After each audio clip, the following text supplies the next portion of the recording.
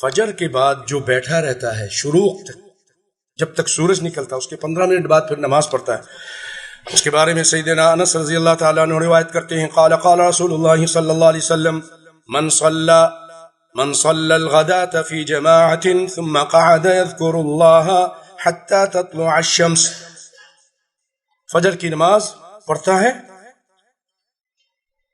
جماعت کے ساتھ، پھر بیٹھا رہتا ہے، اللہ کا ذکر کرتا ہے، قرآن پڑھتا ہے، ذکر اذکار کرتا ہے، حتی تطلع الشمس، یہاں تک کہ سورج طلوع ہو جاتا ہے، ثم صلی رکعتین،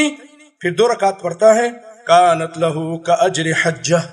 یہ 2 رکعت اس کا ایسا ہو گیا جیسے اس نے حج ادا کیا۔ اللہ اللہ، بیٹھنا چاہیے، بیٹھیں تھوڑا سا، اس ٹائم نیند بہت آتی ہے، دل کرتا بھاگ جاؤ، جا کے گھر جا کے سو جاؤ، بہت اکثر لوگ چلے جاتے ہیں، لیکن کچھ ایسے بہادر لوگ ہیں اپنے نفس پر جو قابو رکھتے ہو، کہتے نہیں میں بیٹھوں گا، اور پڑھتے ہیں۔ اللہ تعالی ہمیں توفیق عطا فرمائے۔ اور ایسا ہے کہ اجر حجۃ و عمرۃ تامۃ تامۃ تامہ، ایسا اجر جیسے ایک حج اور عمرے کا جو مکمل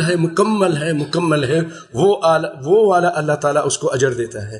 تو کبھی کبھی کر لیا کریں گے۔ یہ رواہ الترمذی وحسنہ البانی رحمہ اللہ۔ اور امام عبدالعزیز بن باز رحمۃ اللہ علیہ فرماتے ہیں کہ یہ اجر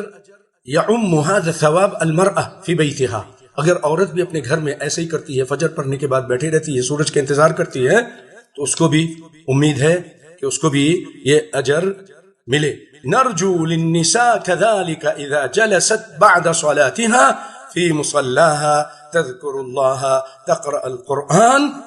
تدعو ثم صلت ركعتين بعد ارتفاع الشمس يرجى لها هذا الخير العظيم۔ النساء كالرجال، کیونکہ عورتیں بھی مردوں کی طرح ہیں، اگر وہ بھی اپنے گھر میں اس طرح کریں گی تو ان کو بھی حج کا اور عمرے کا پورا ثواب ملے گا، بشرط کہ بیٹھیں۔